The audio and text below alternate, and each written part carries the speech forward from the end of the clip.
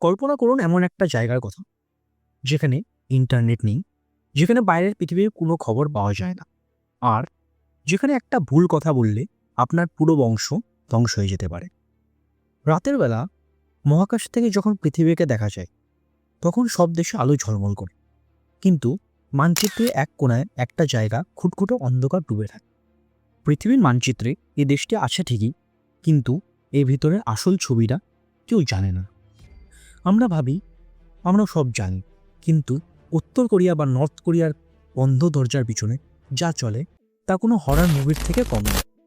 উত্তর কোরিয়া নামটা শুনলেই চোখের সামনে ভেসে ওঠে মিসাইল, মিলিটারি প্যারেড আর একজন নায়ক, কিম জং উন।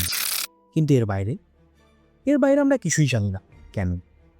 কারণ এই দেশটা নিজেকে বাইরের পৃথিবীর থেকে সম্পূর্ণভাবে বিচ্ছিন্ন করে রেখেছে। একে বলা হয় হারমিট কিংডম বা সন্ন্যাসী রাজ্য। কিন্তু এখানকার সন্ন্যাসীরা শান্তিতে নেই। এখানকার নাগরিকরা জানি না যে 1950 সালের পর পৃথিবী কতটা এগিয়ে গেছে। তাদের শেখানো হয় তাদের দেশই পৃথিবীর স্বর্গ, আর বাইরের পৃথিবীটা নরক। রাষ্ট্রের নিয়ন্ত্রণ এখানে এতটাই শক্ত যে একজন মানুষ কি খাবে, কি পরবে, এমনকি কি স্টাইলে চুল কাটবে সেটাও সরকারই ঠিক করে দেয়। বাইরের কোনো টিভি চ্যানেল, কোনো সিনেমা, কোনো গান এখানে ঢোকা নিষেধ। ধরা পড়লে শাস্তি মৃত্যু। কিন্তু প্রশ্ন হলো, একনায়কতন্ত্রে এই লৌহ কপাট আসলে কতটা সত্য? চলুন দেখা যাক। প্রথমে একটু মানচিত্রের দিকে তাকানো যাক। উত্তর কোরিয়া পূর্ব এশিয়ার এমন এক জায়গায় অবস্থিত। এর উত্তরে রয়েছে পরাশক্তি চীন এবং রাশিয়া, আর দক্ষিণে রয়েছে চিরশত্রু সাউথ কোরিয়া। এই দুই কোরিয়ার মাঝখানে রয়েছে ডিএমজেড বা ডিমিলিটারাইজড জোন। আশ্চর্য বিষয় হলো এর নাম সেনামুক্ত এলাকা হলেও এটি পৃথিবীর সবচেয়ে ভয়ানক সুরক্ষিত বর্ডার। কাঁটাতার, মাইনফিল্ড আর হাজার হাজার সৈন্য সবসময় বন্দুক তাক করে দাঁড়িয়ে আছে। ভৌগোলিকভাবে এই দেশটি এমন যে একে চাইলে সহজে আক্রমণ করা যায় না। একদিকে সমুদ্র আর অন্যদিকে পাহাড়ের প্রাচীর। এই প্রাকৃতিক সুবিধাকে কাজে লাগিয়ে কিম পরিবার তাদের এই গোপন সাম্রাজ্য গড়ে তুলেছে। আপনি হয়তো ভাবছেন মানুষ বিদ্রোহ করে না কেন? উত্তরটা লুকিয়ে আছে তাদের ভয়ঙ্কর নজরদারি ব্যবস্থায়। উত্তর কোরিয়ায় আপনি আপনার নিজের ঘরেও নিরাপদ নয়। বলা হয় সেখানে দেয়ালেরও কান আসে। প্রতিটি পাড়ায়, প্রতিটি ব্লকে একজন করে ইনফর্মার বা গুপ্তচর থাকে। সরকার এমন এক ভয়ের পরিবেশ তৈরি করেছে যে প্রতিবেশীর উপর, এমনকি সন্তান বাবা মায়ের উপর নজরদারি করে। কেউ যদি সরকারের বিরুদ্ধে সামান্যটুকু সমালোচনা করে, সেই খবর মুহূর্তে পৌঁছে যায় পুলিশের কাছে। কম্পিউটার বা মোবাইল যেতটুকু তা আছে তাতেও বিশেষ সফটওয়্যার দেওয়া থাকে, যা আপনার প্রতিটি ক্লিক রেকর্ড করে। এক কথায় পুরো দেশটা এমন এক বিশাল জেলখানা যেখানে অদৃশ্য শিকল দিয়ে সবাইকে বেঁধে রাখা হয়েছে। এতক্ষণ তো শুনলেন নিয়মকানুনের কথা, কিন্তু সাধারণ মানুষের জীবন আসলে কেমন? পিয়ংইয়ং যে শহরটাকে চকচকে দেখানো হয়, তার বাইরে বের হলে দেখা যায় আসল উত্তর কোরিয়া, যেখানে চরম দারিদ্র্য, বিদ্যুতের আর্ততাই অভাবী যে রাতে পুরো দেশ অন্ধকারে ডুবে যায়। সাধারণ মানুষের বাড়িতে ইলেকট্রিক পণ্য তো দূরের কথা, দুবেলা ঠিক মতন খাওয়ারও জোটে না। সেখানে হয়তো রেশন ব্যবস্থা চালু আছে, অর্থাৎ আপনি চাইলেই বাজার থেকে চাল ডাল কিনতে পারবেন না। সরকার যতটুকু বরাদ্দ দেবে ততটুকুই আপনাকে খেতে হবে। চাষাবাদ ব্যবস্থা পুরানো আমলেরই, তাই প্রতি বছর এখানে খাদ্যের সংকট দেখা যায়। আজও গ্রামের দিকে তাকালে দেখা যায় অপুষ্টি ভোগা শিশুদেরকে। না আছে ভালো হাসপাতাল, না আছে বাঁচার মতো ন্যূনতম সুযোগ সুবিধা। স্বাধীনতা শব্দটা তাদের ডিকশনারিতে নেই। নিজের গ্রাম ছেড়ে পাশের শহরে যেতে হলেও সরকারের অনুমতি লাগে। কিন্তু এই কষ্টের মধ্যে মানুষ কেন চুপ থাকে? এর কারণ ব্রেন ওয়াশ। জন্মের পর থেকে একটি শিশুকে শেখানো হয়েছে তাদের নেতা মানুষ নন, তিনি ঈশ্বরের সমান। কিম উল সাং, কিম জং ইল এবং বর্তমান নেতা কিম জং উন, এই তিন প্রজন্মকে ঘিরে তৈরি করা হয়েছে এক অদ্ভুত কাল্ট। উত্তর কোরিয়ার প্রতিটি বাড়িতে, প্রতিটি অফিসে, এমনকি ট্রেনের বগিতে বর্তমান এবং প্রাক্তন নেতাদের ছবি টাঙানো বাধ্যতামূলক। এবং সাবধান, এই ছবিগুলোতে যেন ধুলো না পড়ে। যদি ইন্সপেকশনের সময় ছবিতে ধুলো পাওয়া যায়, তবে সেই পরিবারের কপালে নেমে আসতে পারে ভয়াবহ শাস্তি। আগুন লাগলে বা বন্যা হলে নিজের জীবন বা সম্পদ বাঁচানোর আগে নেতাদের ছবি বাঁচাতে হয়। এটি ওখানকার অলিখিত নিয়ম। উত্তর কোরিয়া পৃথিবীকে ধোঁকা দিতে ওস্তাদ। আর এর সবচেয়ে বড় প্রমাণ হলো কিজংডং।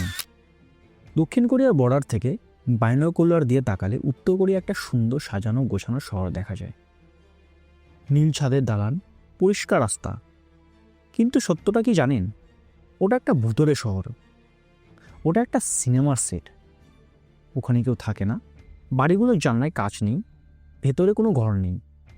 নির্দিষ্ট সময় অন্তর সেখানে লাইট জ্বলে আর নেবে, যাতে মনে হয় মানুষ আছে। একে বলা হয় প্রোপাগান্ডা ভিলেজ। উদ্দেশ্য একটাই, দক্ষিণ কোরিয়াকে দেখানো যে আমরা কত সুখে আছি। এমনকি যেসব ট্যুরিস্ট উত্তর কোরিয়ায় যান তাদের কখনই আসল দেশটা দেখানো হয় না। তাদের জন্য নির্দিষ্ট রুট ঠিক করা থাকে, গাইড সবসময় থাকে। আপনি কেবল সাজানো মনুমেন্ট আর হাসি খুশি অভিনেতা নাগরিকদের ছবি তুলতে পারবেন। আসলগুলি, আসল মানুষ আর তাদের চোখের কান্না ক্যামেরাবন্দি করা কঠোরভাবে নিষেধ। এত গরিব একটা দেশ, কিন্তু তাদের মিলিটারি এত শক্তিশালী কেন? উত্তর কোরিয়া সংগুন বা মিলিটারি ফার্স্ট নীতি মেনে চলে। দেশের মানুষ না খেয়ে মরুক, কিন্তু সেনাবাহিনীর জলুস কমবে না। পৃথিবীর অন্যতম বৃহত্তম সেনাবাহিনী তাদের। দেশের প্রতিটি সুস্থ পরিবারকে বাধ্যতামূলকভাবে 10 বছরের জন্য মিলিটারি সার্ভিস দিতে হয়।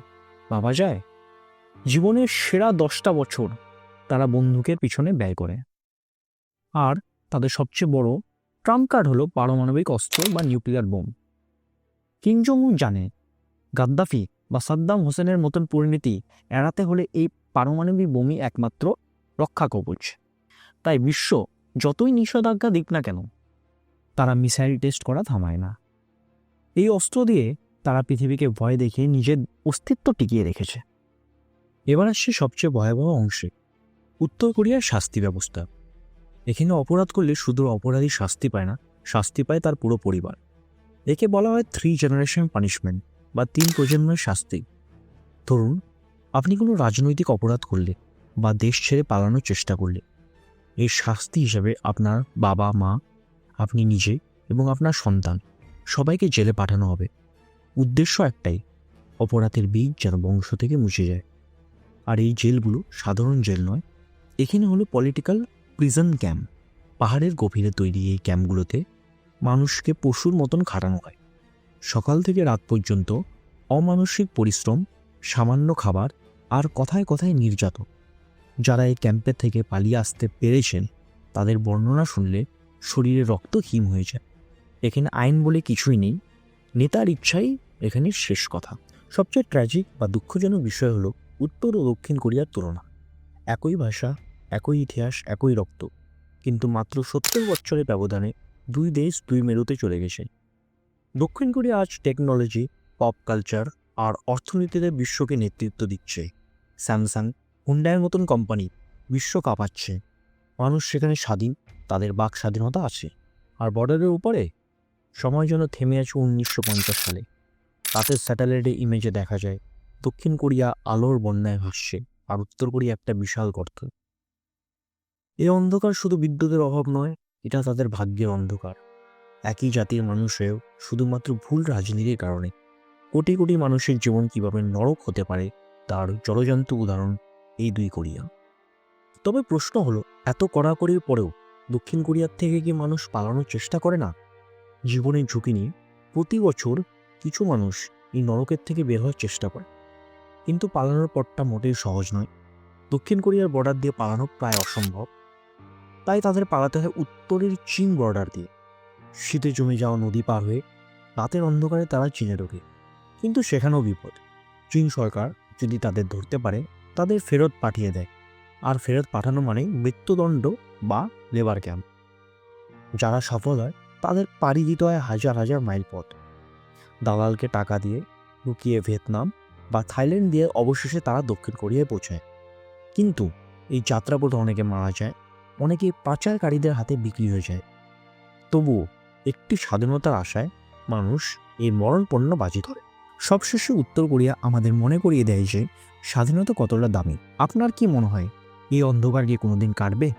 কমেন্টে অবশ্যই জানান।